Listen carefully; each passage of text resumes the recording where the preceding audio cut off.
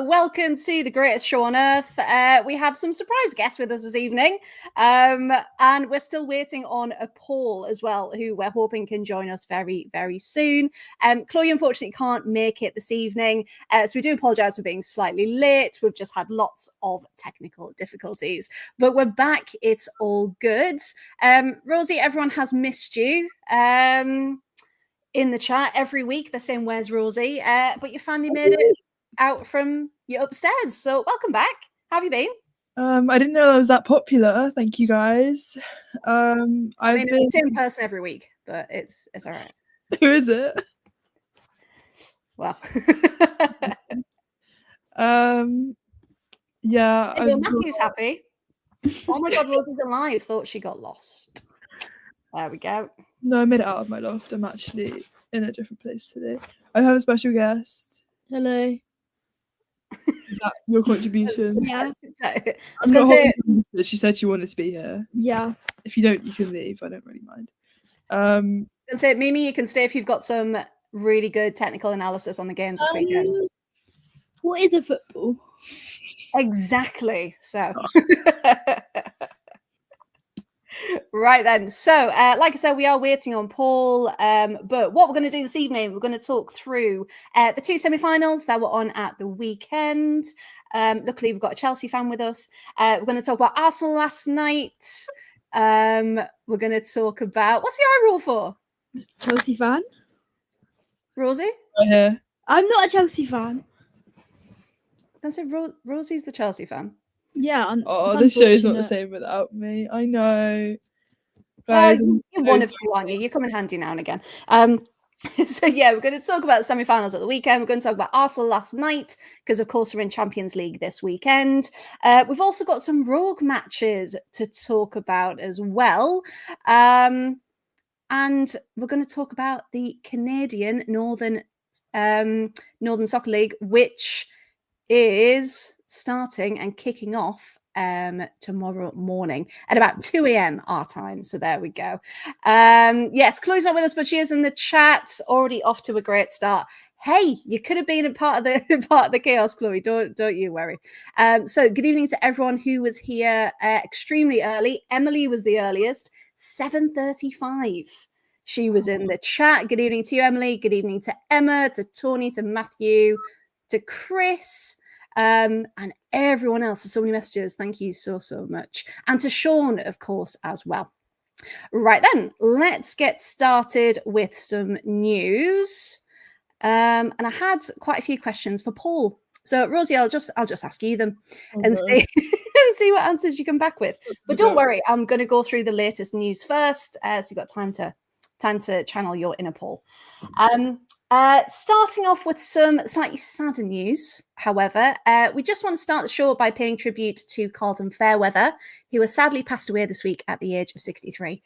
Carlton was not only a former player, but was head coach of Sunderland Women and made an incredible impact at the Academy of Light with Sunderland's youth teams as well. I've seen so many incredible tributes across socials, and because of his involvement with the women's game as well, we just wanted to pay tribute to him and everything that he's done for the game.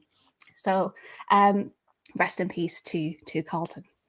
Now, as we move into the end of the season, we've had lots of trophies, lots of titles now being awarded. It was the Women's National League plate at the weekend, and the champions were crowned. That was Tier 4 side AFC Bournemouth, who won 3-2 over Tier 3 Cheltenham Town. So fantastic win there. We've got more Women's National League champions. We've had Loughborough Lightning and Real Bedford were crowned champions of Division 1 Midlands and the South East. And we've now had it confirmed that the Northern Premier Division is going to go down to the final day because Nottingham Forest and Wolverhampton Wanderers both won at the weekend, and they're still on the same amount of points. And as I say this, look, he's in the chat. Hey, he's here, everyone. He's with us. Are you okay, Paul? What do you call this? What? She says. all I'm saying is, look at the state of just don't have families. You in the look. What's a positive note to start this show? Wonderful. Uh, Paul, we're just doing the news, so you got time to breathe. Don't worry. And Emma's asking, Paul, are you in Rosie's loft? Is that where you've been running to? There you go. Why you're out of breath. Well, Rosie's not there, so someone's got to be in the loft. So there we go. Right then. So that was Northern Premier Division. The Division 1 North will be going down to the final day as well, because Middlesbrough and Cheadletown Stingers, cracking name, top the table with 48 points. Middlesbrough just ahead on goal difference, though, and relegation is also going to be decided on the final day, as Doncaster Rover Bells, which we all know and love, and AFC Fylde are both at the bottom on 14 points. And even better, they've both got a minus 24 goal difference. So there's literally nothing separating them at the moment. Ipswich Town just need 1 point at the weekend to secure promotion from the Southern Premier. And Sheffield FC, who take pride in being the first oldest club in the world, they've been promoted into Tier 4, so they're back in the Women's National League for the first time in quite a while for next season. Now, let's get on to some football. Now we've got everyone here. We're going to take you through, so just in case you missed it at the beginning, we've got both FA Cup semi-finals, Newcastle versus Blackburn. That was a 6-goal thriller as well. Last night's impressive performance from Arsenal, and we're all going to take on a rogue game to take you through from somewhere in Europe or indeed from around the world. And of course, we're going to talk about the Canadian League as well. That's starting tomorrow. So, Rosie, we're going to come to you first. So I hope you've been thinking. This was Chelsea 2, Liverpool 1, just in the semi-final of the Women's FA Cup. When Olivia Smith scored that opening goal, because what a corker, shall we just say, first of all, what were your thoughts? Were you ever worried, or did you think we can still do this? I was on holiday, so I was like barely watching it. This is such a bad story, but we were literally in like where were we? Hotel with a cat. We were in a cafe with a cat, and I was like half watching the game, just cuddling the cat. He didn't really want to sit with me anyway. But like, yeah, I saw that we went 1-0 down, and I was like, oh, Olivia Smith is gonna score, isn't she? Like, she's quite inevitable like that. So I just knew that we were gonna make it back. I wasn't really fazed. Like, it's Chelsea, you know. But, the mark of a Chelsea fan, the mark of the belief of, we can do it. We can come back. Because annoyingly, the cliche that everyone uses, Chelsea always find a way, don't they? But Paul, we need to wax lyrical about Olivia Smith, don't we? We do.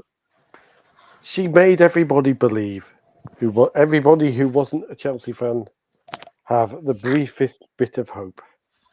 Like, for that glorious, 20 minutes or so before Erin Cuthbert scored? People were like, hello, there might actually be a shock in the Women's FA Cup. This never happens. Yeah, and you know, all due to Rosie and all the Chelsea fans, but a lot of us were going, come on, Liverpool. I mean, I love Tony says that my head was on Mars. I never want Liverpool. Not Liverpool. I want Chelsea to lose because I know what mood you'll be in. It was just seeing Chelsea Twitter break completely. Like, yeah, everyone else kind of going, maybe Liverpool can do it. Yeah, everyone else kind of going, hello, that could be interesting. Yeah. Interesting that the first thing a lot of people said as well was like, oh, Liv Smith's going to be gone in the summer, and either Arsenal or Chelsea are going to go for her. Oh, well, Arsenal fans have already decided they've signed her. Yeah, just like all the Arsenal fans in there going, oh well, we'll sign Liv Smith in the summer, you know, so that will happen. And it was kind of like, oh, okay then. It was the arrogance of it, I think. But when Liv Smith scored, it was kind of like, this is interesting. And then Erin Cuthbert equalised, and at that point, it was kind of Erin Cuthbert. No, oh dear. Right, I'm ready. I just kind of see it. It's weird. It's just kind of like, have you seen that monologue in The Matrix where Agent Smith is holding Neo in front of the train? And it's like, do you hear that?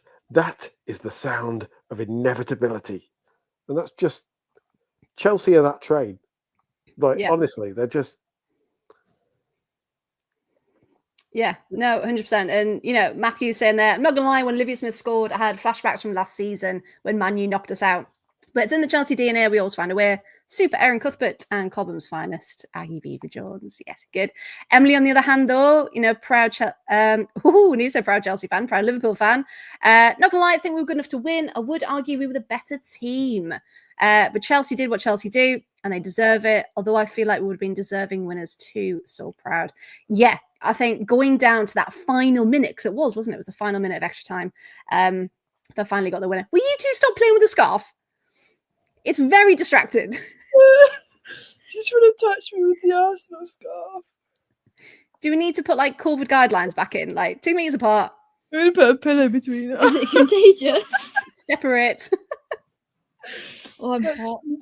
Is this what they mean by trouble in paradise?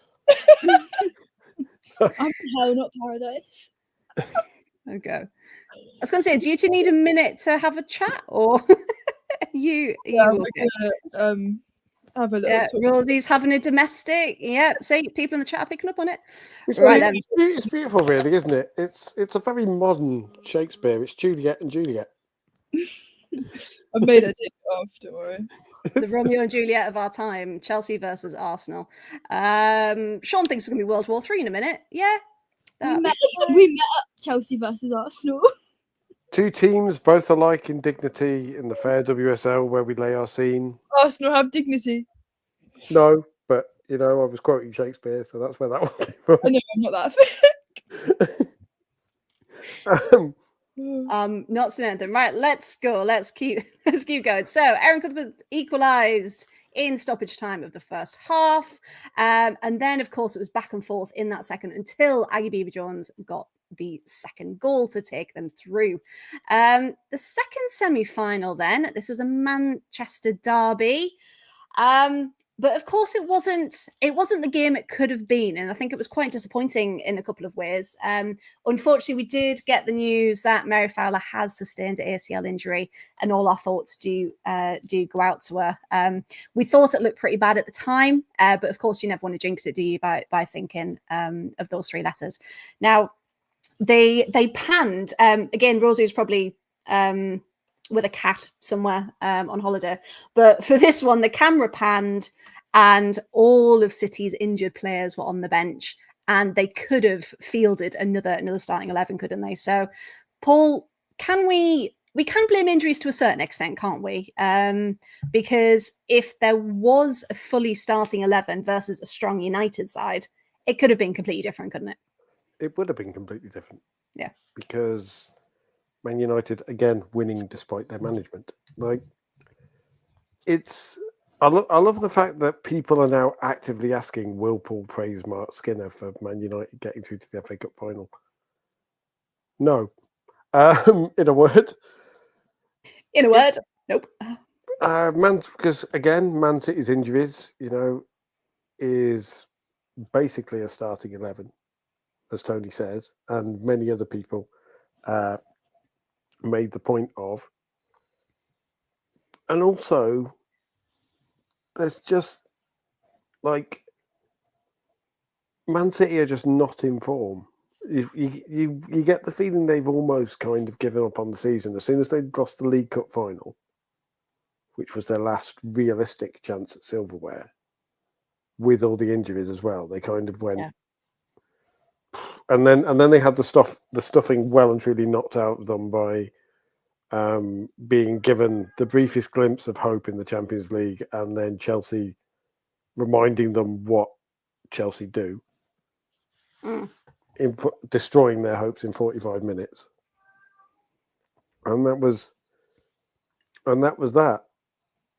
But like Matt says, if both teams have their strongest starting 11 out, Man City win that game. Yeah, I think. Because you think even just having Alex Greenwood in that back line for everything that she does and how she commands that pitch, it's just so different. And of course, the youngsters were coming in. It's fantastic. We had Lily Murphy, Naomi Lizelle, we had Gracie Pryor, all of these fantastic young talents. But you just saw they were just a bit out of their depth, weren't they? And through no fault of their own, by the way. It's not a slight at them at all. But yeah, it wasn't the game that, people say, oh, it's a Manchester derby, really bigging it up. It just wasn't that game, unfortunately. Emma's trying to say Fallon Tullis-Joyce kept them in the game. She did. There was that fantastic double save, wasn't there? From Hasegawa's beautiful free kick that she saved. She got straight back up to also save Lily. I don't think Mary Earps stops that free kick. I think if Mary Earps is in goal, that goes in exactly the same situation. And then I think suddenly things are very, very different. I mean, Tullis-Joyce this season has been phenomenal, hasn't she? So yeah, it just shows you how good she was. And the fact that she celebrated as if she'd scored was phenomenal. That shows you what that meant. I would just like to talk about this, though, this moment. Matthew says, how did My Letitia not get sent off for clearly elbowing Carolyn in the back of the head? Rosie, Mimi, did you manage to see this bit? It's been all over socials. Currently chewing. Right, I'll come to Paul first then. Paul, now this, we've talked about My Letitia quite a while. She's known for very strong challenges. She's also known with getting away with quite a lot as well, I think is fairest to say. I'll always remember her off the ball challenge on Ebony Salmon. That should have been a penalty. But of course, ref missed it, didn't get done. So this challenge, there was never any way she was going to get the ball, but she still went in head first anyway. So Paul, from your point of view, should that have been a card? Should it have been sent off? What was your thoughts? It should have been a straight red. Straight red. It's an elbow to the head. Yeah. Like, that is a straight red. Yeah, Tony's doing that one as well. If there was VAR, then that would have definitely been reviewed, wouldn't it? Because of it being a. And I think it would have been given. And I think there are. If you do that, there's VAR, you open a can of worms, because you can argue, obviously, Katie McCabe would have been sent off a good few times, but there probably would have been situations where Chelsea players escaped punishment, and there would have been situations where Man City players escaped punishment. So, when everyone doesn't have VAR, then that's the case. But you still have to argue that some teams profit from the lack of VAR more than others, and Maya Letitia is a player who definitely does. And it's very interesting that nobody seems to want to talk about her as a bit of a shithouse in the way she does things. Yeah, Tony says she's gotten away with murder. I mean, it's not even just with talk about My Letitia. Anyone that did that, would be having this conversation. But it feels very much like if we're talking about Lauren James and Maya Ramirez, it's suddenly a different conversation. But because it's My Letitia, it's Katie McCabe. It's they're spirited, they're passionate. It's a full-blooded challenge. Whereas with like you say, with Ramirez or Letitia, on the commentary. I think they even said that in the commentary. And even the commentary was, I know we've got a few choice things to say about that, but that was incredibly biased as well. And you just think, let's just be fair here. And yeah, that's exactly what Matthew is saying. The commentary from Rachel Brown-Finnis on the BBC made it just worse because she just dismissed it, saying, "Oh, as a goalkeeper, I've seen loads of those in my time." Doesn't make it okay though, does it? Is that as a goalkeeper you've seen loads of those that you've been on the end of, or is that loads that you've dished out to forwards? Or? Well, probably a mix of both. Absolutely. Rosie, what did you think about that? Sorry, Theo was just reacting to Nancy. It was quite funny. He was the dog, by the way, for anyone that doesn't know. So just a random other person in the room. Yeah. So My Letitia. She's never going to get the ball from that. So you can kind of make a case if there's a header and she's clearly going for the ball, fine. But if you're not, that's a red card. There's no attempt to make contact with the ball. None of that. Straight red. I think her reaction to get a yellow as well, she was like, what? But yeah, as if she was like, "Oh, I'm being caught for that. That's interesting." Okay, yeah, as if she was surprised. But But we did say, I mean, it kind of went the other way, last season, coming down hard on yellows. We also, that memorable match between City and Chelsea where everyone got sent off. But, reffing does need to be a lot tougher across the board. Just making sure that these challenges are actually dealt with. And just while I remember as well, our lovely Sam is in the chat. Good evening, Sam.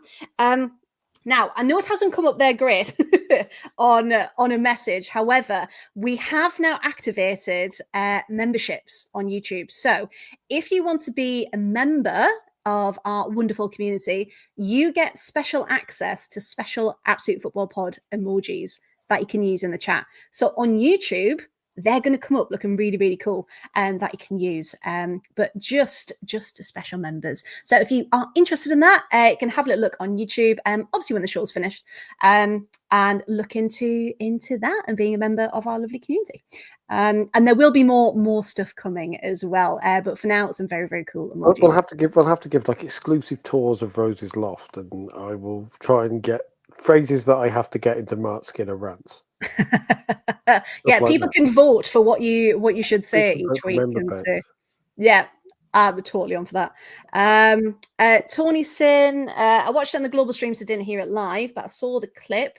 And oh my, I have many reasons to dislike her, but this is another one. Yeah. Nick in the chat, Nick, I can see why she wasn't sent off, but it was borderline. If that had been under VAR, it's not necessarily be a red card. Well, that's the thing. We will never know because there is no VAR in this competition, whether lucky or unlucky, depending on the viewpoint.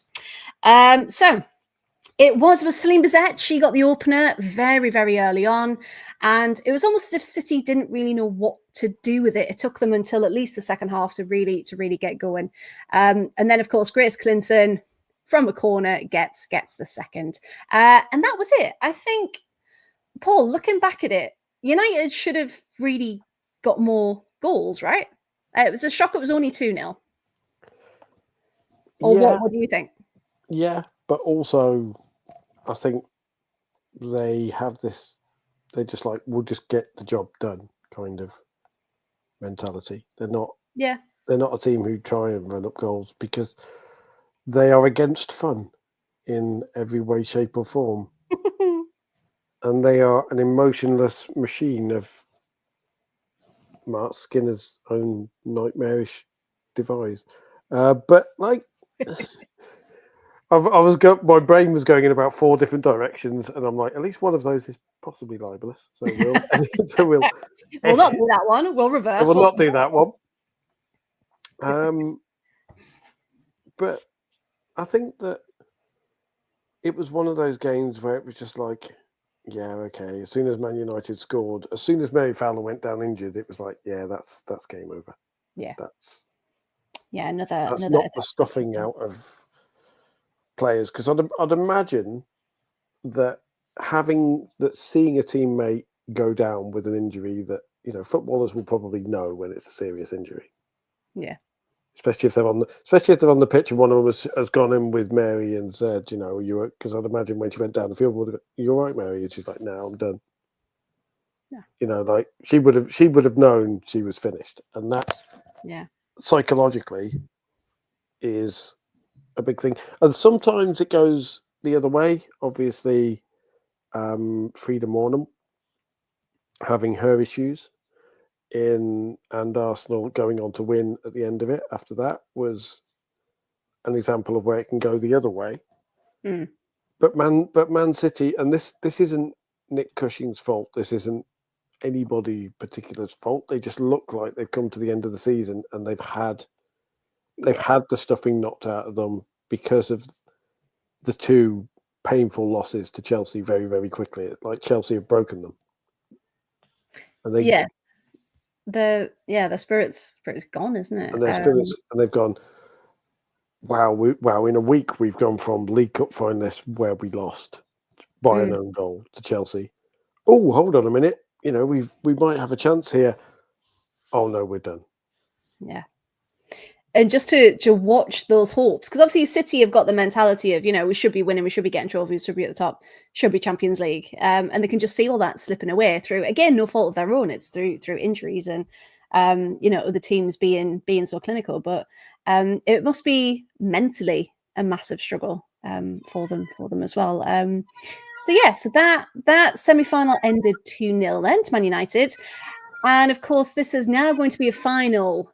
Which is going to be a replay of the 22-23 season, where Chelsea won by a single goal at Wembley from Sam Kerr, funnily enough. Now, Rosie, do you think Chelsea are going to be able to do it again? What kind of a question was that? I just wanted to give you the opportunity. 100%. And you know what? It could be by another Sam Kerr goal. That's very optimistic, but Well, it could be back. We don't know. Could be, yeah. People have been very quiet in that camp, haven't they, about where she's up to, when she's going to be returning. So yeah, possibly. I mean, what a comeback if she does score the winner at Wembley, and that's kind of her first moment back in the competition. Yes, Yeah, I was glad we got United though, because imagine playing City again, and poor City as well.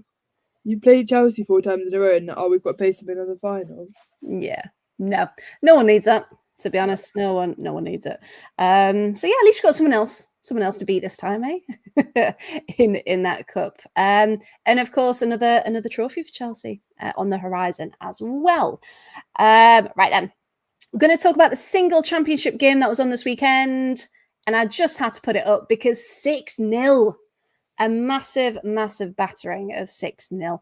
Now, we all know Blackburn aren't particularly, let's get the table up, in the best position. Currently third off bottom, but again, only 5 points separate them from the relegation spot. Newcastle, on the other hand, 29 points after this win. So we talked about last time, they've slipped out of those top spots, not fighting for promotion, but they still show no signs of slowing. Paul, did you manage to see any of this one? I mean, mathematically, they can still win the title. Like, if everything else goes horribly wrong. if something goes horribly wrong for London City, which we all hope it does, let's be honest, then there's that. And then they need all of the other teams above them to somehow go horribly wrong. So probably realistically, they can't go.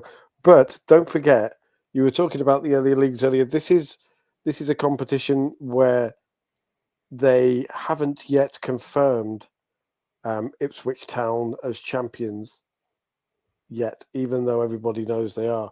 Just in case there is a 37-goal swing in goal difference in the final game. Well, they said it was 1 point they need at the weekend to secure it. 1 point. But 37 goals sounds fantastic to me. Yeah. You'd be up for that, wouldn't you? If you thought that would happen, if you get 1 point to secure it or a title, that would be the greatest title win in history. That'd be phenomenal. Yeah. The 37 goals swing in goal difference. It's casually coming out and doing a 38-0. Just cause, yeah. But that's that one. And yeah, you just kind of look at it and go, Blackburn just kind of turned up and got absolutely annihilated. Mm-hmm.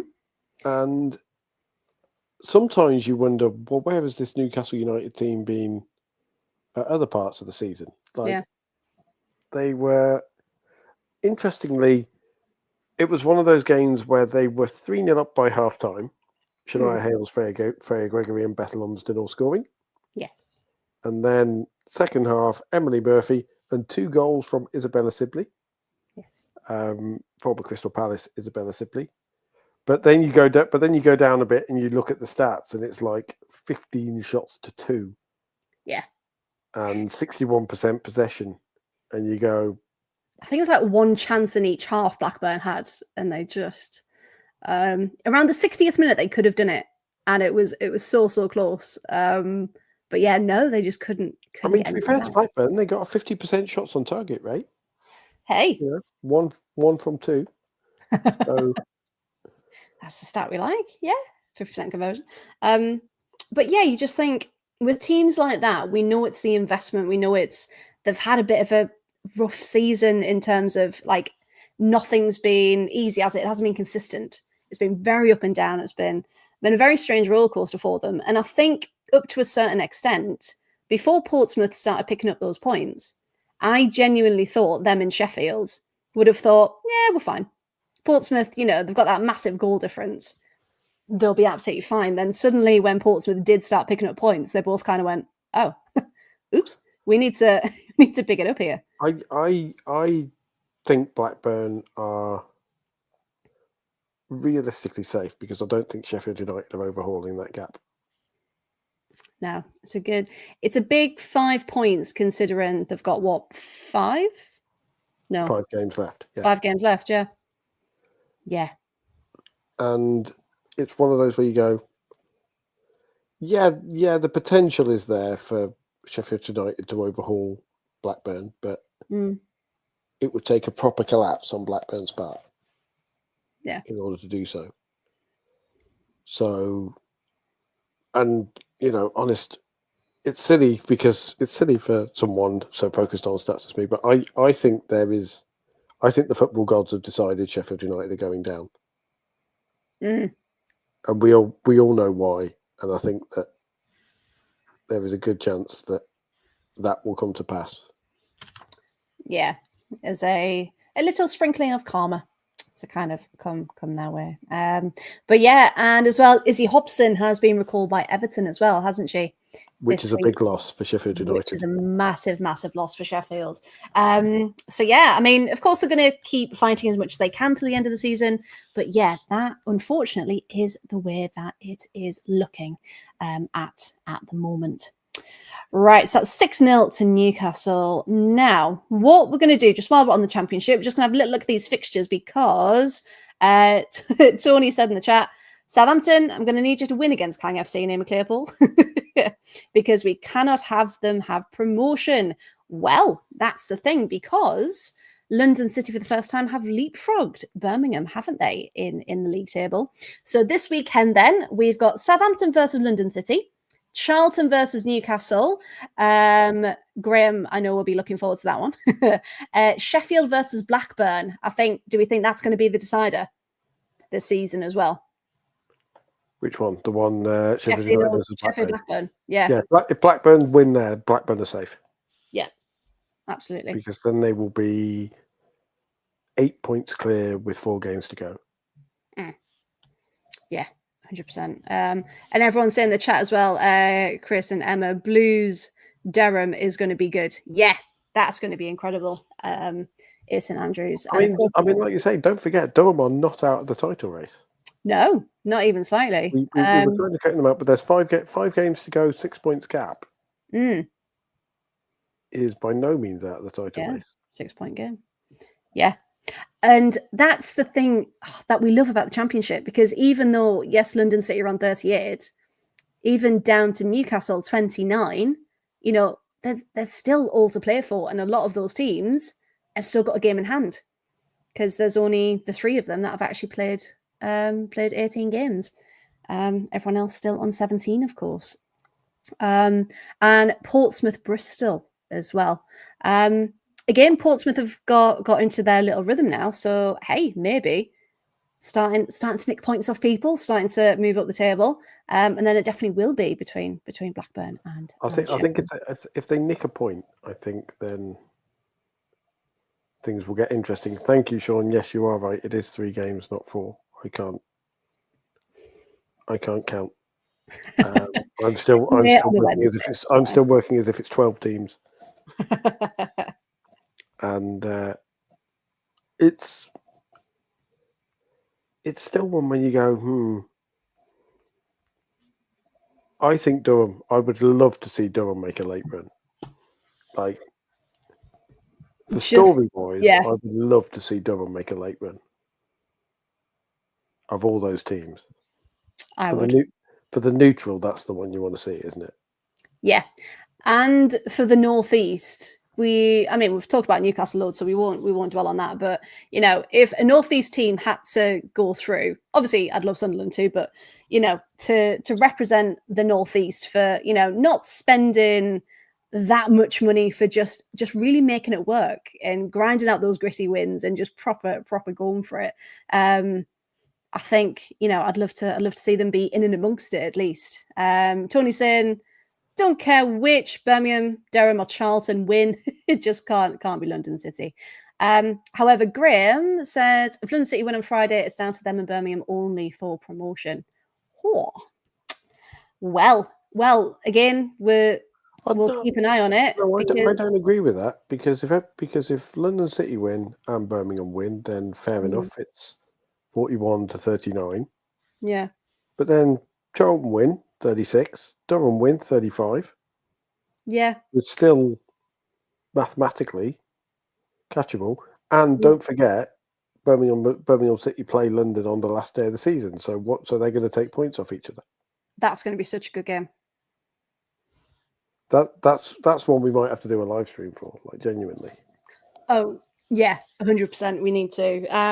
If anyone's up for a pod day out to to that game, we'll have to all get together and do it because that's going to be such a sensational game.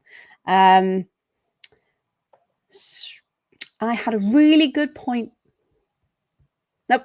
Gone. It'll come back. If it's meant to be, it'll come back. Right then, while we're on, let's talk about WSL then. So last night, of course, Champions League, so some matches have been moved. Arsenal had an incredibly dominant display against Leicester as they won 5-1 at the Emirates.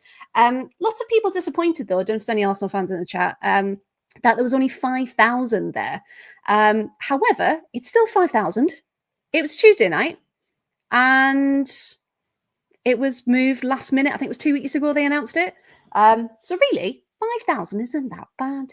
I think because people are just used to the Emirates doing, your 30,000s, your 40,000s on a Saturday or even a Friday night. But yeah, Tuesday night is a bit of a hard one. Did you see the insane stat, by the way, that in their last 6, I think Arsenal have now scored 4 goals or more in their last 6 consecutive home games. Yes, I saw that. That is mad. I don't know what Renee Slegers is doing, but she needs to bottle it and then actually not sell it because then everyone will be the same. But just that essence of whatever they're doing is incredible because Caitlin Ford, again, whatever she's doing at the minute, she was absolutely phenomenal last night. Well, she can do time travel because she can score her 50th goal for Arsenal twice. Well, it was forgotten, and then they mentioned it, and then they did it again, didn't they? So who knows? Who knows where these stats are? But they are absolutely all over the place. Now, this game then, Rosie, since you're back, I'll ask you this question. That win, obviously being at the Emirates before they face Lyon, how do you think they're going to be feeling going into this match? If you put your Chelsea bias aside, just as how are you feeling? Yeah, I think it will give them a bit of confidence, especially having that record at the Emirates. It's kind of for them annoying that the first leg is the home one because you always want your second leg to be away, through to the Champions League final and celebrate with all the fans. If that happens, I don't know. I'm setting my biases aside. That was not putting your bias aside. No, I think it will give them a lot of confidence. Yeah. No, I agree. And the fact that Stina scored and she wasn't offside was quite nice. It's quite funny that a lot of people are celebrating that. Like, she's someone that's been away for a long time. That she's a striker. She's meant to score. Yeah, but she's always offside. I know. But I just find it amusing. Tony, of course, very annoyed. Senior Black Stinny can't score for the life of her when she's got a Sweden jersey on. Scored in an Arsenal one. Yes. Well, it's because Russo was out, so she was back in, wasn't she? Yeah, Paul, do you reckon they're gonna, the confidence is there to take on Lyon, even though they do have a couple of injuries? Or what did you think of the match, if anything else? It might be. It's a good confidence boost to go into a game against Lyon. Yeah. And ironically, for one of my random games, that hopefully isn't one of Rose's random games, I may be talking about why they may be playing Leon at good time.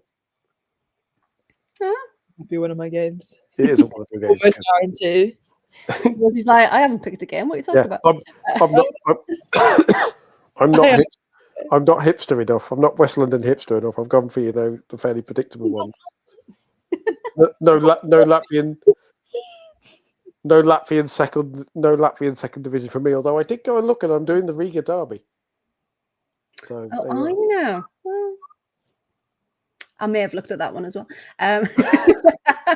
We're just going to all be sat there like, oh yeah, the Riga derby. We all kept an eye on that one.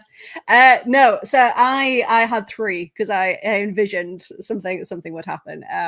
So my other 2 are quite cool. So I'm happy not to talk about the Riga derby. The other 2 are quite cool. One of them was the Riga derby though, which just because I'd mentioned Latvia, and then I just got down a rabbit hole of Latvian women's football, and it just kind of all went a bit. You can't find Latvian second division though. No, I can barely find the Latvian first division. But we'll come to that. We'll come to that talking about that. You can't find anything out of mainstream Europe in a bit. But yeah, we were talking about Arsenal. So yeah, anything else from that match? Anyone wanted to add? Kate McCabe did a thing as well, where she turned into a wrestler. Did we see this? And she pinned, I think it was Shannon O'Brien on the floor, and made no attempt to get up. I mean, I regular viewers of the pod will know that any injustice done to Shannon O'Brien will set me in full spitting angry mode. So if it's Katie McCabe doing it to Shannon O'Brien, I probably can't be trusted to speak. I'm giving it the full Jose Mourinho meme at this point. Well, our lovely Chloe Bear is on holiday at the moment in Spain, funnily enough. And she obviously couldn't have it because it was on Sky. So I did do a video for her of the moment because she was like, what did she just do? So I'll just replay it back just to describe it to you. Because if anyone's interested, Chloe sends me far too many TikToks as well, so I can't find it. There we go. Right. So they're all setting up from a corner, and Kate McCabe essentially like rugby tackles. I'm sure it's Shannon O'Brien to the floor, and as they're on the floor, there's no attempt to get up. She's just very like this, like looking like where the ball's going, and then slowly gets back up to her feet. So yeah, it was just, but again, it was missed by the ref. So no card, no nothing. Just got on with it, got on with the life. But there was that moment, and also something Tony's mentioned. The Manu Zinsberger memes were back of her being a tree, her being a statue. When Leicester's goal did trickle into the back of the net, because she just stood.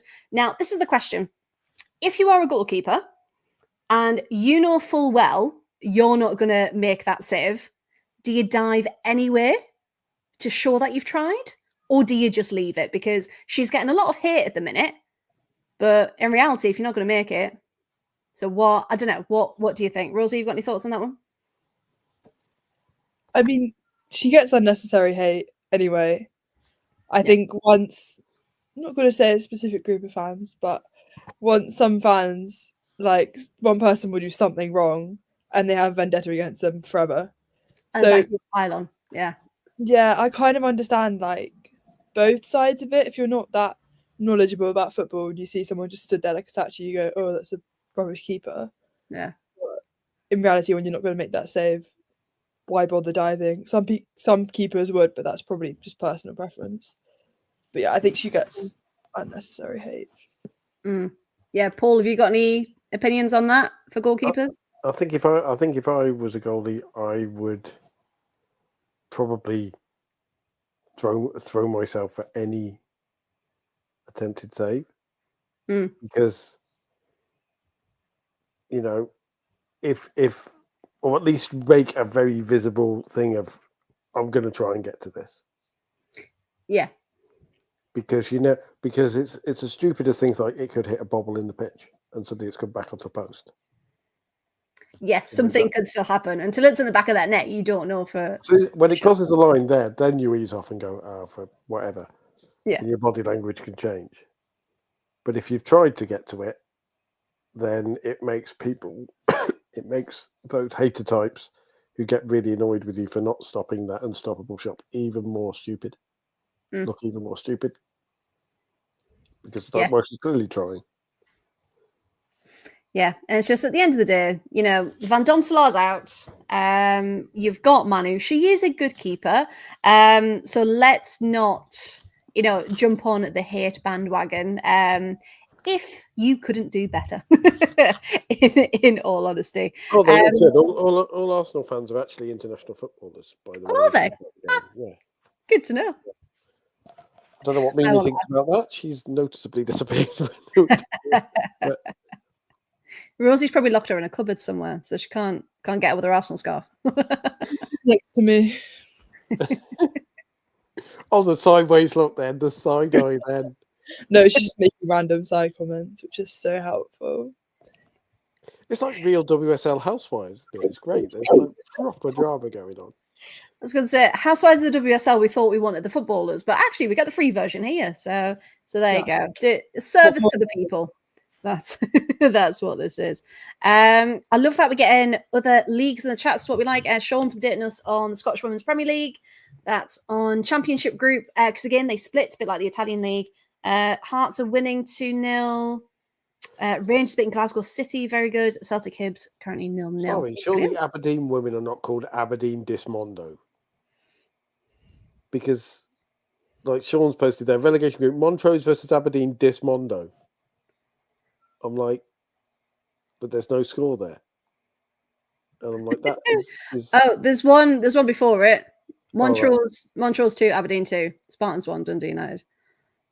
Where Dismondo came from? I was going to say, that's a Rogotto, that is, isn't it? Yeah. Yeah, Chris, me and Sean had the same idea. Yes. Liverpool scarves and Arsenal scarves is exactly the same colour, though. Yeah. Like, especially when you say, like, come on, you Reds. It's like, okay, well, who now? Who else is red? National League North, Burnley 4, Halifax 0. That was really good for Burnley. Thank you, Chris, for that one. They needed that to keep pushing at the top. Oh, there we go. Yeah, that makes sense. Okay. Sam. Burnley 5-0 now. There we go. Perfect. Right then, keep it coming. That's what we love in the chat. Right. Last thing we'll do with the WSL then. We've got some games coming up this weekend, of course.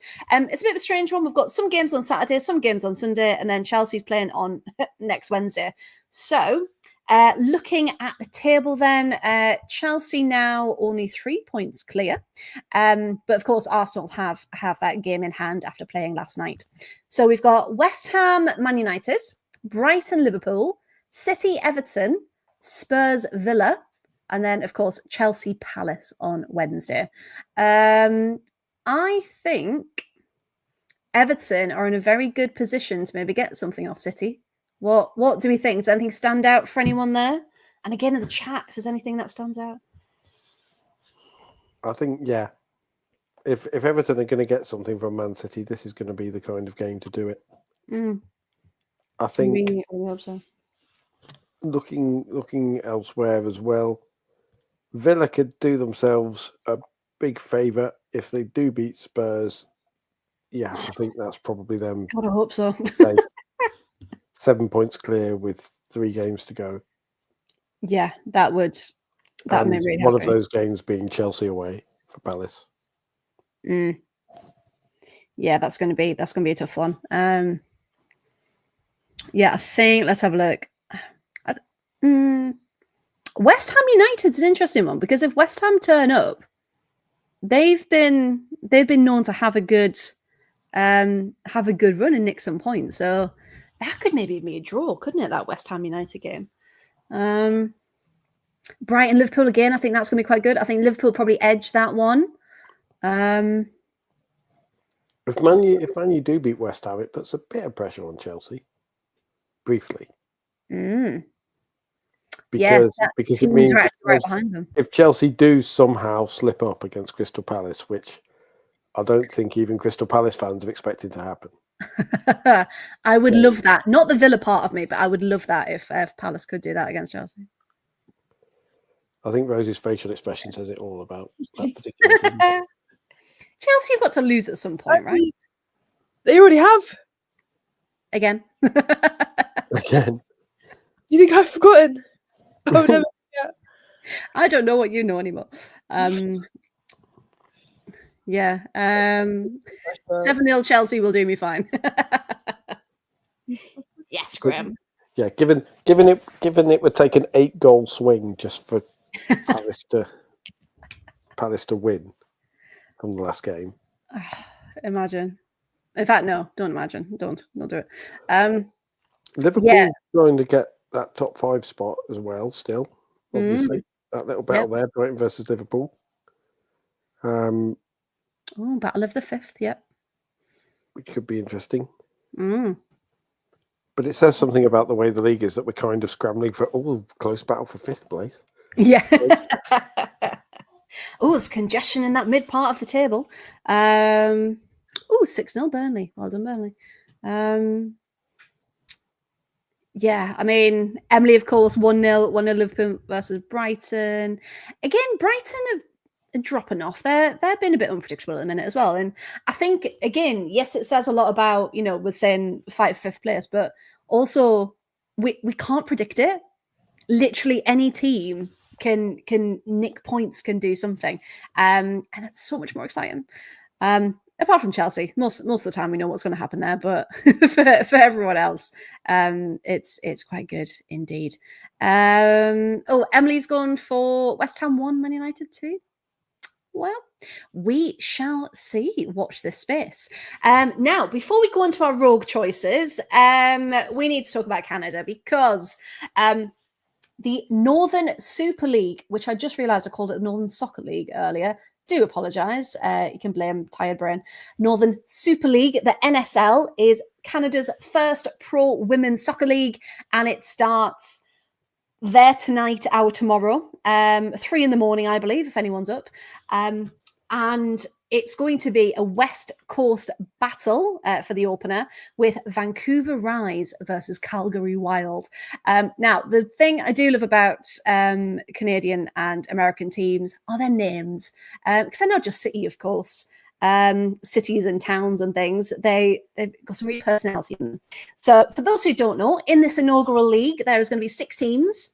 We've got Calgary Wild FC, Halifax Tides, Ottawa Rapids, AFC Toronto, Vancouver Rise, and Montreal Roses. And all 6 will be competing. Now, it's not just, great for Canada that they've got this league.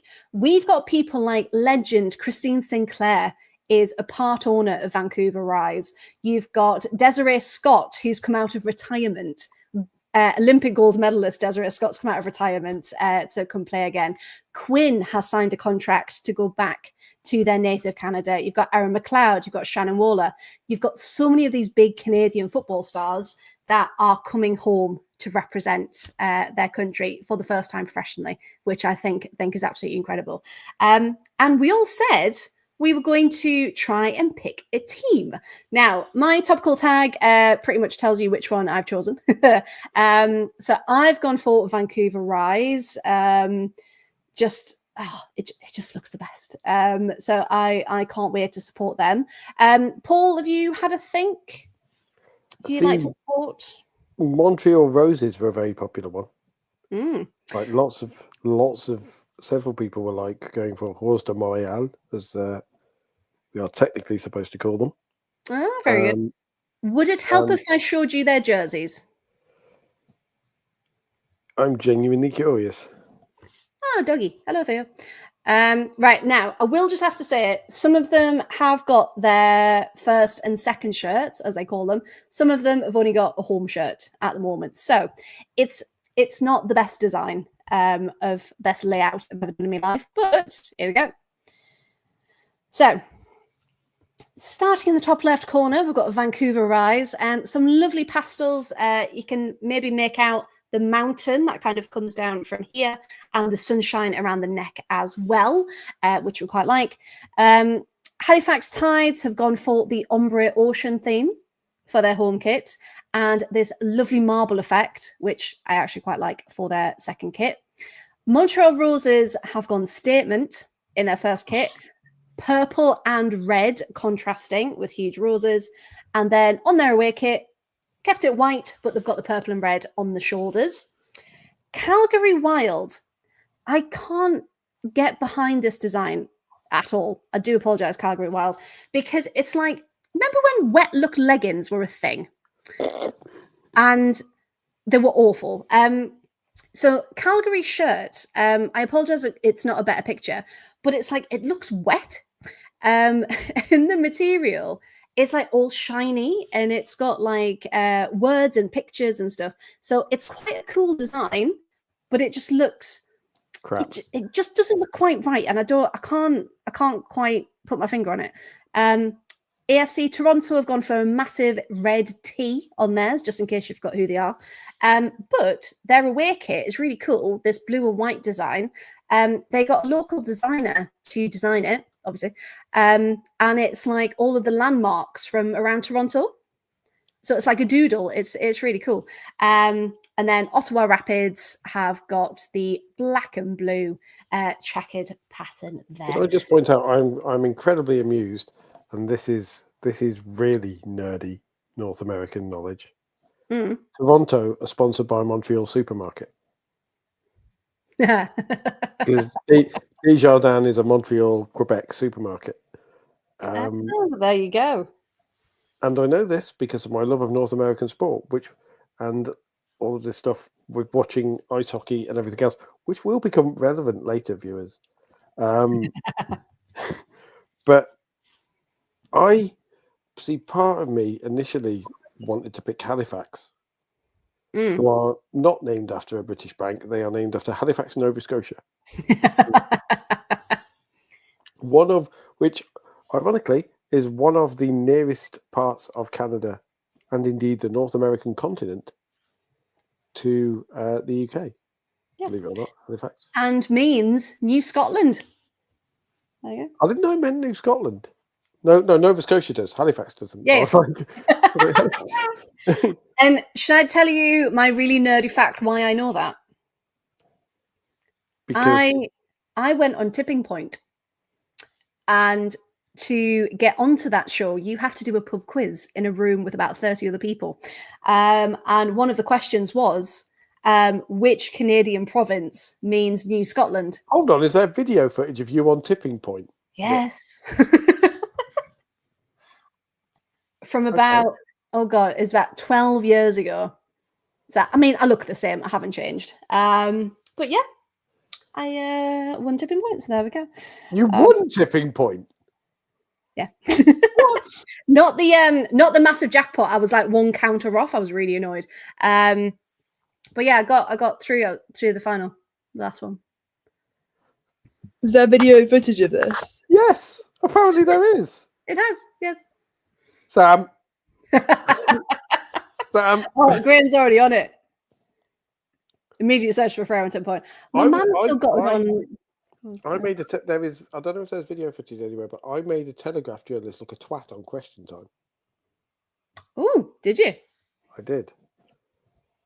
Because it was a Telegraph journalist, and it was in Coventry, and I went along, and I actually did some research, and he'd written something that day about probably Brexit or something.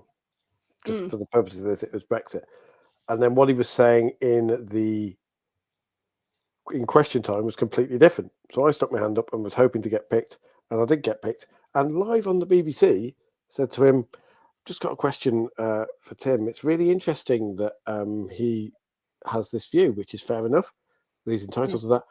But it's very, very different to the view in the article published today in the Telegraph, in which he says, and to be fair to him, his response was, thank you for I appreciate that you read my writing, although I wish you hadn't today. And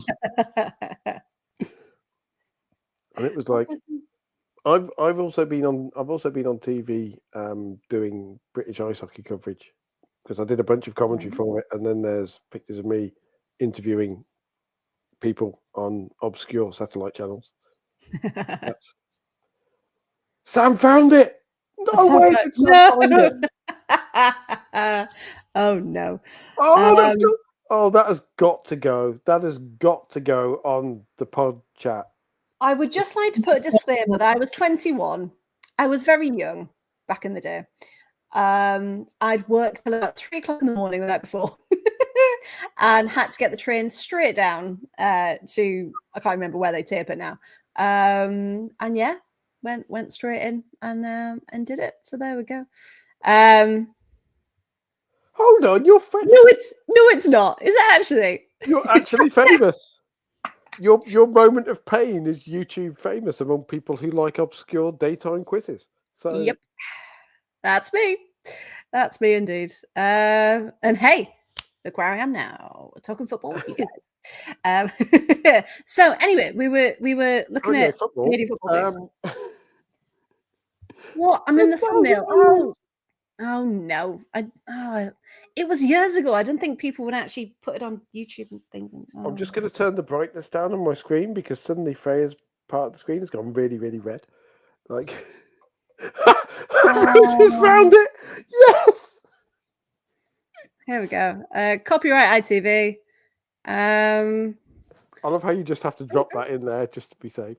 Other quizzes are available. Other quizzes are available. I also do want to go on Pointless. I just need someone to come on with me. We should do Football Pointless. Imagine. Advisor from County. I'm Bob.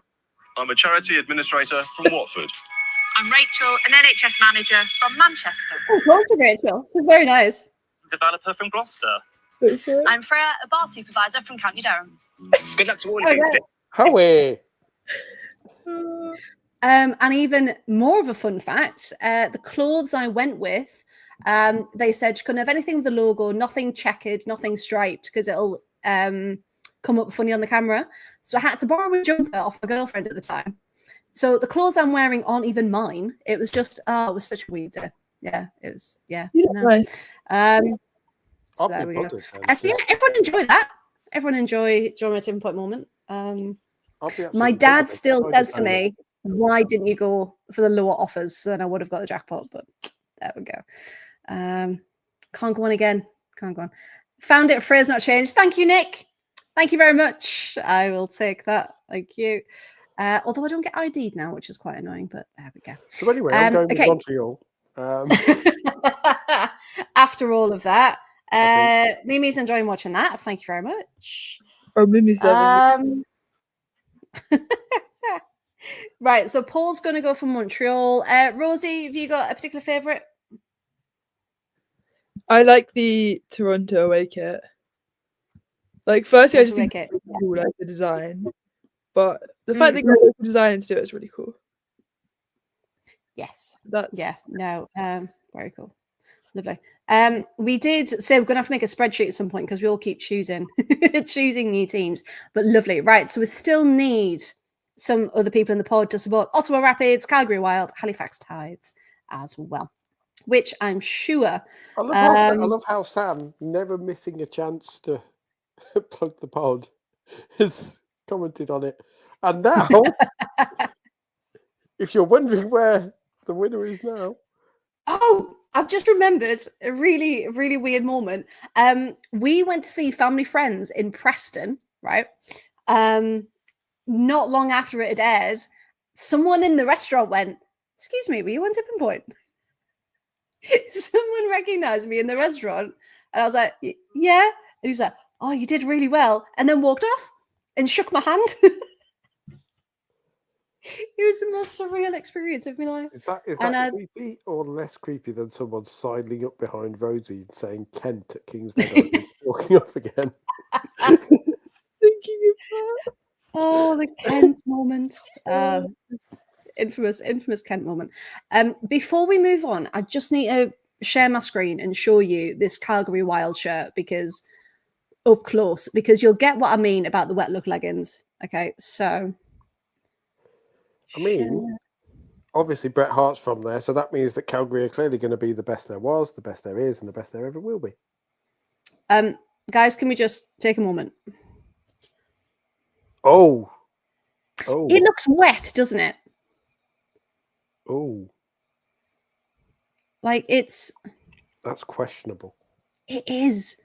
All of this knowledge is questionable, and it's like, I mean, that's a up close one. But like Hummel have designed it. Hummel makes some cracking kits.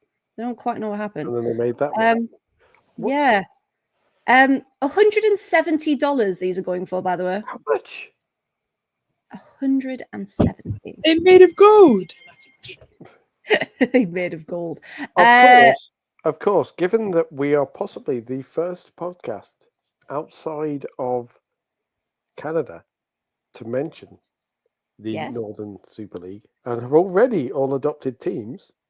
If Montreal want to send me a Rose de Montreal shirt, then get in touch. Yes, that's the thing. I take it back.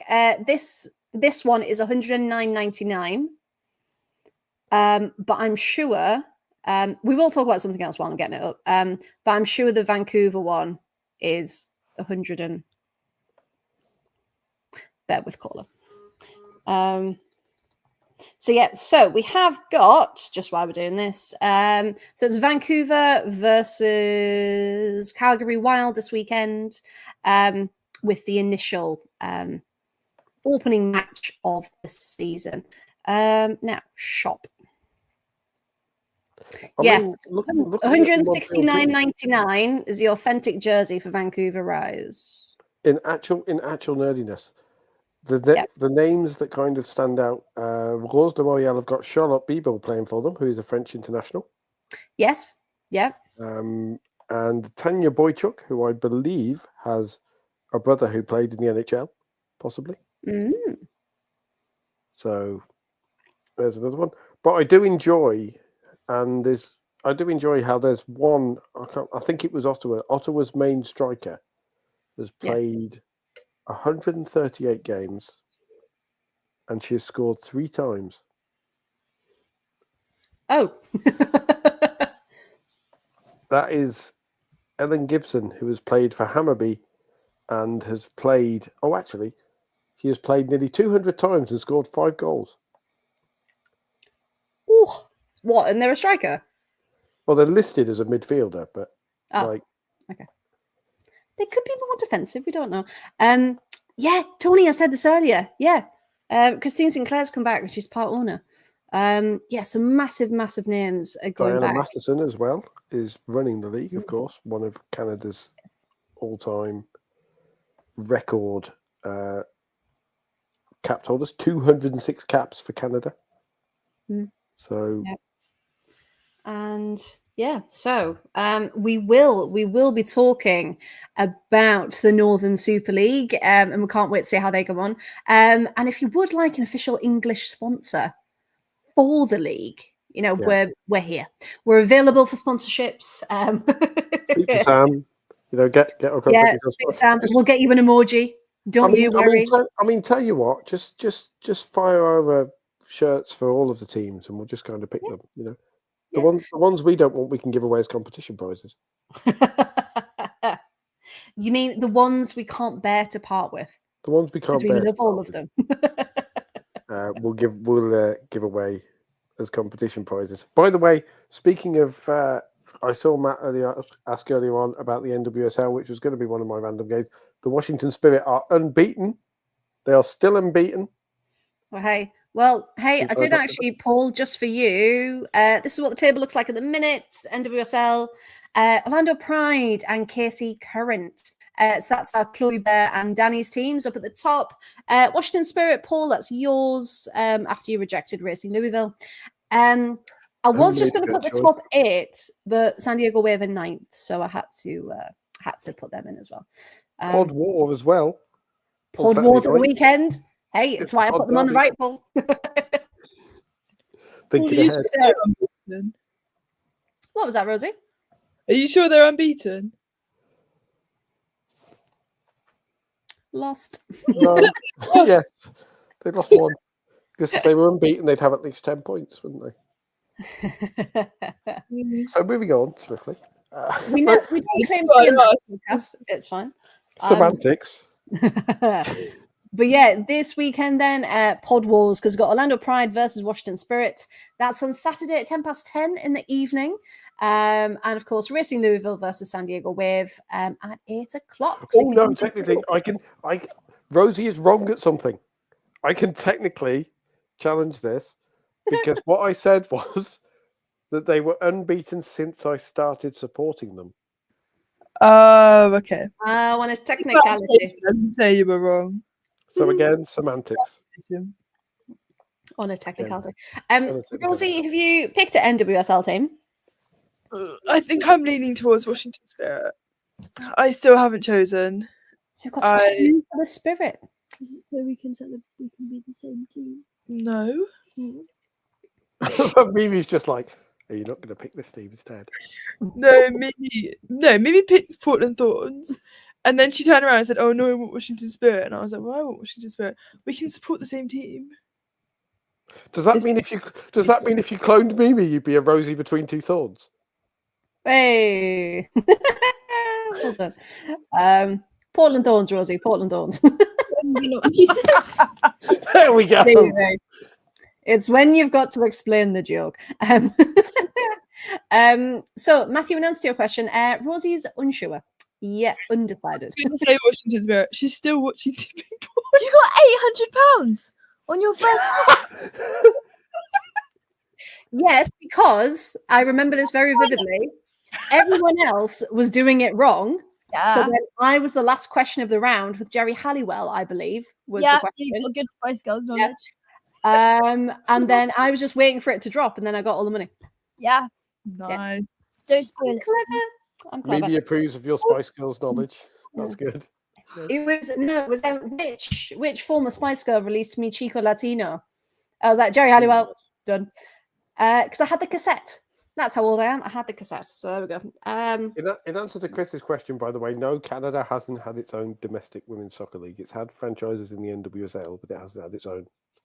Yeah, no, it hasn't. Yeah, and that's what Tony was saying there. They had a league before, but it was semi-pro. So this is the first proper professional women's soccer league in Canada, which is why it's such a big thing, and we can't wait. So yeah, we will keep you up to date, of course, because again, as most leagues are ending, this one's starting. It's going to keep us going over the summer with the Euros as well. Right. Are we ready for some rogue choices? Some rogue choices indeed. Now, Rosie, you're going to go first because you told us you'd done some analysis, you'd got some notes, you really bigged it up. So, is it going to deliver? I never first. This isn't fair. Right. Do you want to help me out with this? I'm watching Tipping Point. I need my phone. I need my phone back. You can have it on I've never watched this show before. Where's your phone? Are you going to help me out with this? I'm watching Tipping Point. This is award-winning content, right here. I've watched it before.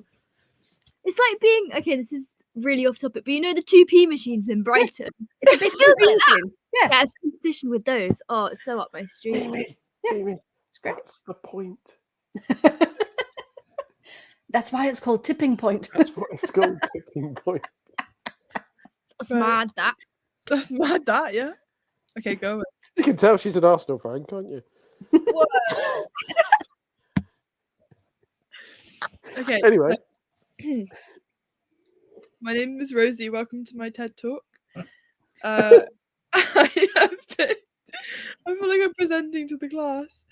I have picked Valencia versus Espanyol because I was in Mallorca and they didn't have any teams playing. Well, not that I could get stats on. So I thought if you draw like a straight line to mainland Spain, you get to Valencia. Okay. Very good. Unfortunately, this was a 1-1 draw. So not actually that interesting. But it was interesting. But hold on. No, I'm gonna read you some stats. This was one of my favourite matches of the weekend, by the way, so I'm very interested in your take on it. Was it? Yeah. Why was that, Freya? I'll tell you what, I'll let you tell me, and then I'll see if you cover it. How about that? Yeah, I watched the highlights, but the highlights were like, what's a bad. I think you can tell I wanted to say that. So there were 9 yellow cards in total, which is quite a few yellow cards for one match. And enough. Can you stop with the sideline commentary? 4 of those yellow cards were in the 90th minute. Unfortunately, those were not shown on the highlights, so I have no idea what they were. But I'm going to make an educated guess and say that because there was a penalty in the 90th minute, clear penalty, by the way, then I'm going to say that they were reacting to that. Correct. Yes. Oh, did you watch it? I could not find the highlights for that. I tried. The penalty was for Valencia, and that was in the 90 plus 2 minutes. It was. To show you. I'm sure you believe me. The first goal was in the 51st minute. I think generally it was going Valencia's way. Can you stop? She's texting me. Mimi, come on. Serious podcast here. We're trying to keep this up a bit. Do you want to help out? You watched it as well. I've put her on the spot now. She's scared. Nice penalty. Nice penalty. Yeah, it was a clear penalty. It was possession was mainly Valencia, but they couldn't score. They needed a penalty to score, even they had 14 shots to Espanyol 6.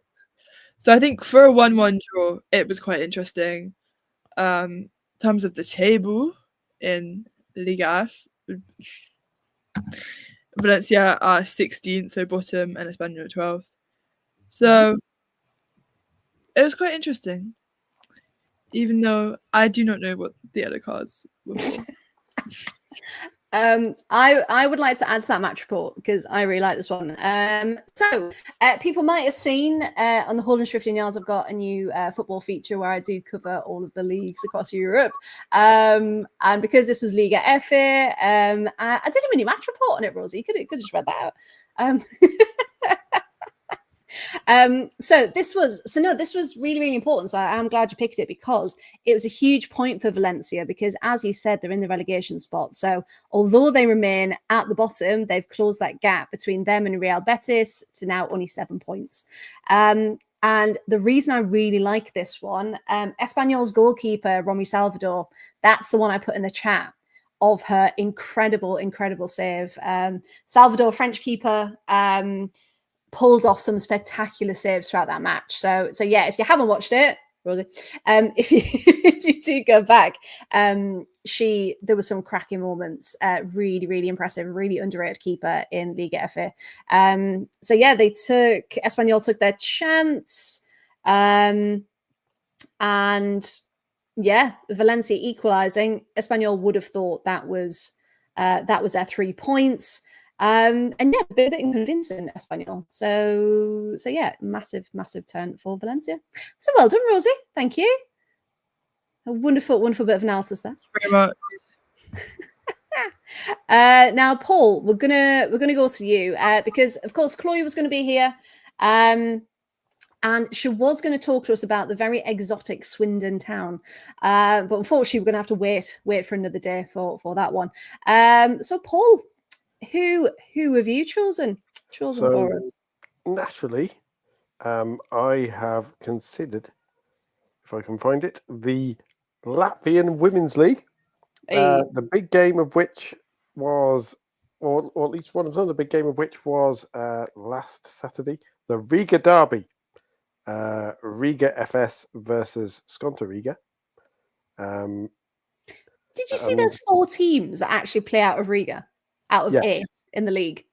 Yes, because there's Riga, Dinamo Riga, Riga's FS, and also I think it's Auda who are the fourth team. Oh. But basically, it wasn't much of a game in the sense that Riga beat Rigas 7-1. So I just thought I'd kind of mention it because that is the Latvia Women's League. And, we did Luxembourg, which incidentally, the Luxembourg Women's League, after, of course, we discussed it last week, that is now into its playoff round, which again, foreshadowing. And it is one that looks at the moment like it's going to be won by Sporting and Racing, actually. And Racing played the Swift Hesperanger, who viewers of the podcast may remember me mentioning last week as one of the cool team names, along with Differdanger and Dudelanger, who both play in the Luxembourg Women's League. Rosie just nodding in appreciation. That was a 2-2 draw, which means that Racing are probably in a very good position because they are now 5 points clear at the top of the Luxembourg Women's League. And now we'll move on to actual football. I know that sounds harsh, but we will talk about Lyon. And the reason we will talk about Lyon is because in their last game before taking on Arsenal, despite being comfortably clear at the top of Ligue 1 Féminine, ahead of Mary Earps and Paris Saint-Germain by 8 clear points, so very much probably going to be champions, they drew 2-2 with third place Paris FC. After going 1-0 up and then 2-1 up. They were pegged back twice. Damaris Egarola scoring for Lyon first, before Clara Matteo equalised for Paris FC just after half-time. Emma Majri made it 2-1 to Lyon. And then a name that's always fun to say, Mathilde Bordier, made it 2-2 in the 93rd minute. Which means, of course, and the reason I picked this one is because it means Lyon are a little bit shaky going into play Arsenal, coming off a game that they would probably have been expected to win. Yeah. And I also, for my article, wrote this. It was only the second time they dropped points this season. The previous time was in the reverse fixture to Paris FC. It's the only time they've dropped points this season, which is mad to the same team. But they do the weird playoff, don't they, at the top? So the top 4 teams then go into the playoffs, which goes quite nicely into what we were going to then talk about. So we'll go straight into it because it was Catherine Bauer, wasn't it, who did the article that we looked at earlier about the proposal that the WSL again could have some more changes, whether that's a playoff system or whether it's getting rid of promotion / relegation, and it was all of these weird and wonderful things, wasn't it? So, Paul, do you reckon? Well, one, do you agree with any of it? Because I know a lot of people don't. But also, do you think anything actually will change? Because there's a lot of talk, but will they put anything into action? Well, the thing with this is, it's interesting because I, as will know, I love North American sport. Like, I have teams in 3 of the top 4 leagues in North America. So baseball, NFL, and hockey. I am, and obviously now the MLS, not the MLS, the NWSL. I am more than familiar with the playoff system and the way it works. I love the playoff system. I love the best of X Games series. I love the drama for it. I love the storylines it can bring. I love the fact that a team who has had a fairly tricky regular season can go on a run out of nowhere. I love the fact that you can have so many Cinderella stories. Yes. That all said, I still think it's a fucking stupid idea to bring into the WSL. And the reason for this is because the whole point about it is it's a North American system and culture. And Yeah. English and indeed most European football fans simply do not understand the concept of playoffs in the same way that North Americans do. No, because it's when as soon as you say a playoff, in my head, I've got someone from an American TV show or film talking about the playoffs and talking about it. Like, it is a very American thing, isn't it? Yeah, and specifically as well, Americans understand that the whole regular season and the league title is a build up to the playoffs. You know, while they understand that the 6-7 months of regular season is to decide who actually gets to compete for the title. And they're fine with that. Yeah. And they accept it. If you try and explain to your average English football fan, so we're going to play a 22-game league season, and at the end of it, we're going to award a trophy to the team that's top. But all that trophy really means is that they have, in theory, the easiest game to try and to start to compete for the actual title. Like, yeah, because I read when they introduced it in France, the whole point was to stop Lyon winning, essentially, and to bring a bit more jeopardy in because they were capitalising the league. And then, funny enough, Lyon were a bit annoyed that happened because, you know, you work so hard in the season and winning isn't enough. You've got to win again and again and again. I mean, if you do it, the way playoffs usually work is you have quarterfinals, semi-finals, and final in the American system. So, if it was introduced this season, it would introduce a bit more jeopardy because it would mean all but one team can still make the playoffs, which would, in theory, mean all but one team still has a chance at the league title. So the playoffs, if you did playoff seedings, which is first versus eighth, second versus seventh, the playoff quarterfinals would be Chelsea versus Everton, Arsenal, West Ham, Man United, Liverpool, and Man City versus Brighton. The trouble with that is, realistically, we all probably know where the what the playoff semi-finals are going to be, don't we? Yeah. And even if, let's say, for the sake of argument, I don't know, Man United lose to Liverpool,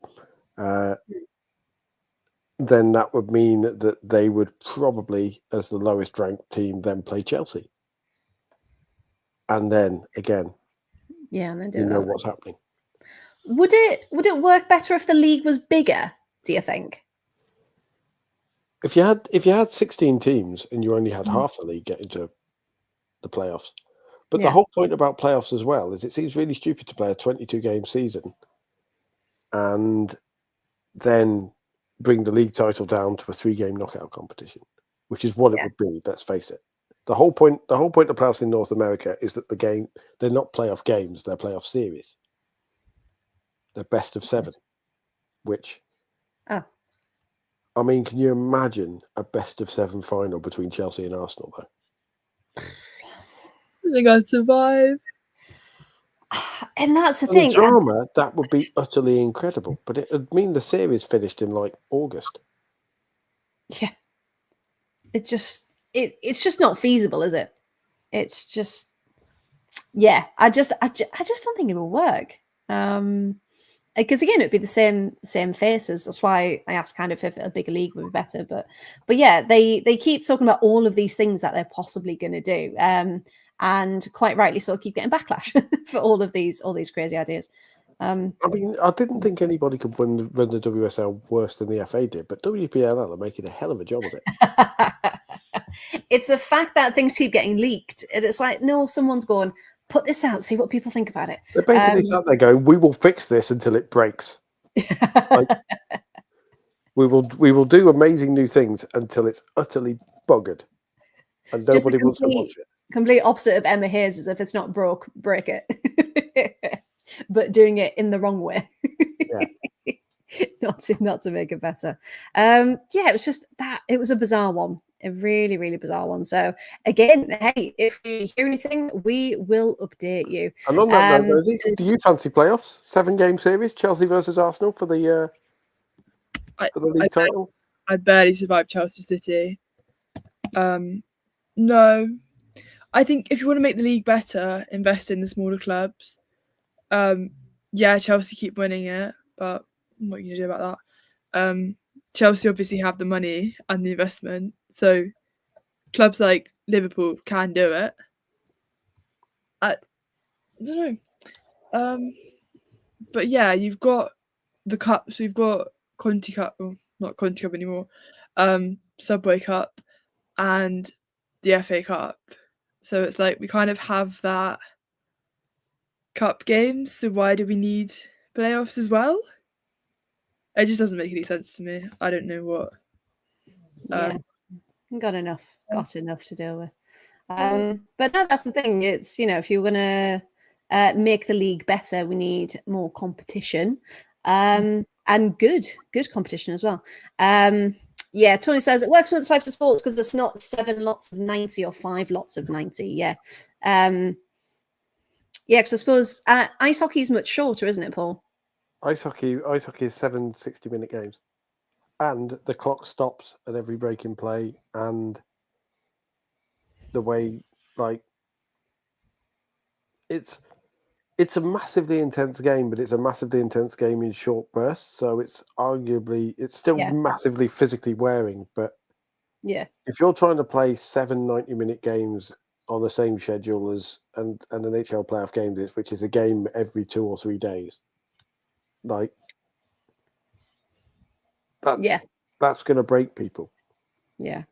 And just to kind of round it off, Nick saying the claim to pause promotion relegation to improve the integrity of the league was laughable. Yeah, because the whole point of a football league is that you get promoted and you get relegated, and that's how it should be. I did see a great suggestion, which was, if you really want to make it interesting, expand the league to 16 teams, and then have 2 up, 2 down, and a playoff between third in the championship versus third bottom in the WSL. Oh, okay. If you want a playoff, have that. Yeah. And then you have the real jeopardy, but it's a lot simpler. Yeah. I like that. Let's put that forward. Put that forward to the WPLL. Now, the last thing I'm going to talk about, which again goes quite nicely, because I haven't said my match, have I? Now, this is interesting because I chose a couple of different ones. I did initially choose the same one as Paul, actually, because I was talking about the Latvian League last week.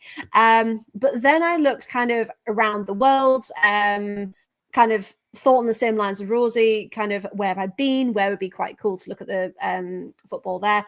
Hawaii does have a women's soccer league, but it's not a pro league, it's like a developmental league, and they only had fixtures up until December. So nowhere could I find anything for this year, although they said it would be resuming in January, so I did have a look. I looked at Andorra. They don't have a women's football league at all. They've only got the national team. Then I looked a bit further afield. So I looked at Indonesia. And interestingly, they've only had 1 season. Okay. And their inaugural season of the Liga 1 Putri, which is Women's League 1, was in 2019. Then COVID happened and the league didn't return. Okay. Now, the Indonesian Women's Football Association announced it would come back in 2026, but it's now been postponed until 2027. And the reason for that is because they focused on the under-13s and the under-15s in women's football to give players time to mature and give them more experience to get to senior level, because they said 2026 was too early because the pool of players that they had wasn't big enough and also wasn't good enough for a professional women's league. So that's why they're choosing to fix grassroots first to support their national team. And then they're going to bring it back when they're ready, which I thought was quite cool. But then I looked, because I was like, well, there's no matches there. I then looked at Lao. They had their first women's league pilot last year. So again, there wasn't anything in place before then. And guess what the winners were called in coolest team name ever? We've got an amazing name. Yeah. Oh, go on then. Young Elephants FC. Isn't that fantastic? So Young Elephants FC. Young Elephants FC, which is incredible. So it concluded at the beginning of this year, actually in January, and Young Elephants FC were crowned the inaugural champions. And it was a pilot to pretty much see what the engagement would be like in the country. So they want to engage new fans, possible new shareholders, stakeholders, sponsors in women's football. And women's football in Laos had a steady growth between 2010 and 2019. But again, the impact of COVID, and I think we're quite lucky in the sense that, you know, it's such an embedded part of our culture. It was quite natural that football came back. But in a lot of these nations, especially around Indonesia, Asia, Laos, all of these countries, COVID really knocked these football leagues where the money wasn't necessarily there in the first place. So it really knocked their growth. So what they have done, it essentially forced them to start again. So in collaboration with the FIFA Women's Football Development Programme, which again is a really cool thing that they've got, the Laos Women's Football Federation is committed to continue organising the Women's League and hopefully expand it in the future.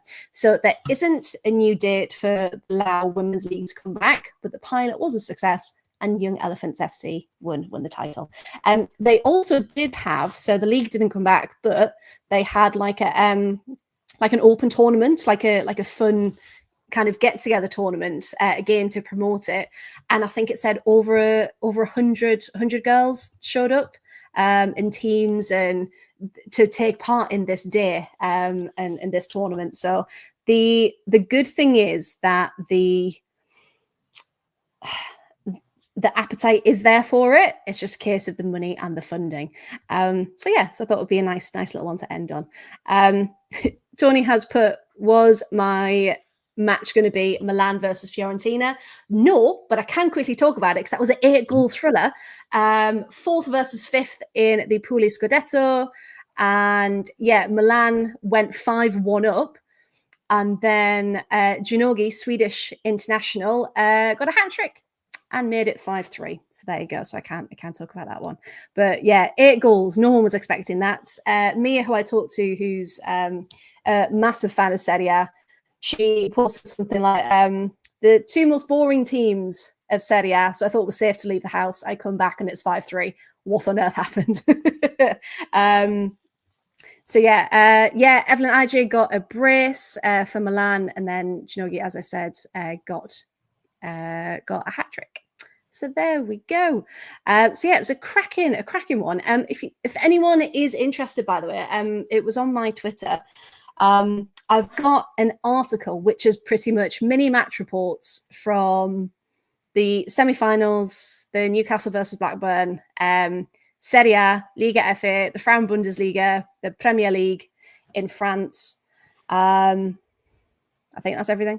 So what I'm going to try and do is make a comprehensive list so it's accessible for everyone. It's all in one place, and you're not going between 10 million different websites to try and get your knowledge. So that's what I'm going to be doing in the future. Every weekend. Am I insane? Probably. But hey, I love it. So it's all good. And that, I believe, brings us to the end. It pretty much does. Very quickly one for Danny, who isn't obviously on today. Yes. But we've mentioned how amazing Jade Bell is for Northampton Town. Yes, she was on my points. Yeah, take it away. Yeah. She scored her 100th goal for Northampton Town women at the weekend. Woohoo! She has scored those 100 goals in 89 games. So she scored at a rate of over 1 a game for Northampton Town. So yeah, because that game was at her 99th and 100th goal. 98th, 99th and 100th. She got a hat trick to get up to it. What a player for Northampton Town. She's been incredible. Really, really incredible. So yes, fantastic shout out. And we know Danny would have done it if he was here. And again, this is why we love doing the pod, because there's so many stories from around the world, even in England, all the tiers here in the Football League that either get missed or they don't get the light shine on them as much as they should. But hey, this is why we're here. So if you want more, of course. Remember to get your notifications on because something else is dropping very, very soon from the Absolute Football Podcast. The 20th of April, I believe it was teased, so keep your eyes out for that one. Because, of course, we're not just talking about women's football on a Wednesday. It's the Absolute Premier League show on a Tuesday and Lower League on a Thursday. And I know most of you do already like, share, subscribe, follow, etc. But if you're new here, you can find us on the following because we're very, very active. We are at Absolute Ball Pod on Twitter. We're at Absolute Football Podcast on YouTube. Same on Twitch. On TikTok, the Absolute Football Pod. Instagram, Absolute Football Podcast with an _. Blue Sky at Absolute Football. And Facebook, the Absolute Football Podcast. And I also love people jumping in the chat there. Yes, the Lionesses are playing Jamaica in a Euro send-off friendly. That's going to be at the King Power in Leicester, which, you know, hopefully we can get to. But Nick has just said very quickly, yes, the results, we said we'll bring it to you. Mappy Leon, after that incident, has only got a 2-game ban. We don't have time to go into it now. But yeah, 2 games as well, because we'll get angry about it. Yeah. So we're not going to go into it, but the punishment has been decided by Liga FA, and that is a 2-match ban, and that's it. And there's only a couple of games left in the season as well. So we shall see. But yeah, we said we'd update you, so I just wanted to bring that back in. But yes, let's round that up then. So Rosie, thank you. If people want to find more of you, where can they follow you, please? I am Rosie Dawson _14 on Twitter and rosiedawson.14 on Instagram and TikTok. There we go. Thank you very much. And Paul, where can people find more of you, please? They can find me and the makeup tips as well at Paul W Radio, and you add the little Blue Sky. And if you want to find me on Instagram, I'm Pucktistic as well, as in the hockey puck and then tistic on the end. Fantastic. It's also fantastic. Every time I type it in, it just, it makes me laugh. And I'm at T Rights on pretty much everything. Or if you want those football updates, you can search the whole 115 yards. And I do lots of stuff over there as well. And as Chris rightly says, have a lovely Easter holidays, everyone. Easter weekend this weekend. So we will see you next Wednesday at 8:30-ish. I'll be back with all of your women's football news. So thank you, good evening, and goodbye.